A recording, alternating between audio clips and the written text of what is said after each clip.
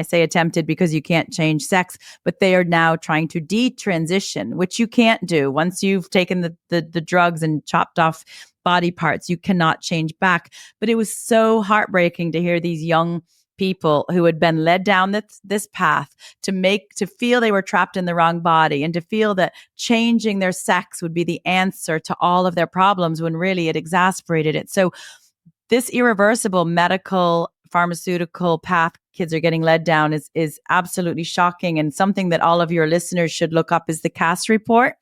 The CAS report, which was commissioned by the NHS, it was a group of experts led by Hilary Cass, who was a pediatrician. That's CASS, Jana, just for... Yeah, CASS, Hilary Cass.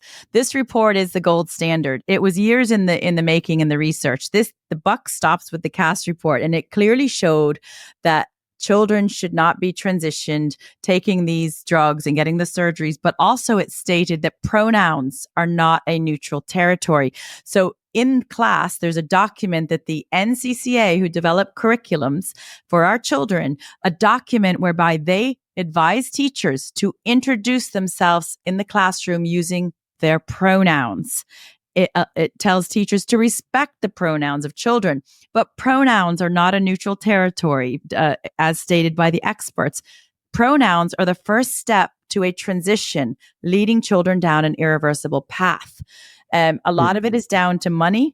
I interviewed Scott Nugent, who was the accidental co-star of Matt Walsh, What is a Woman? I interviewed Scott Nugent, who was a biological woman who tried to transition to a man.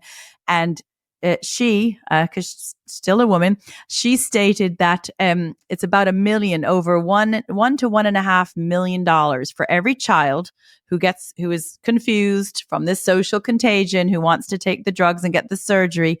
Their lifespan reduces by a significant amount. They will not make it to pension age, and they will be a lifelong pharmaceutical patient. They're worth over $1 million. And it's no surprise that Miss Helen McEntee, who's trying to silence mothers like me, it's no surprise that her husband, Paul, is a director at AbbVie, who actually make the puberty blockers that people are giving to children. She does not want it to get out that gender is a social construct, that the puberty blockers are dangerous, because her husband is a director at the company that make them for children.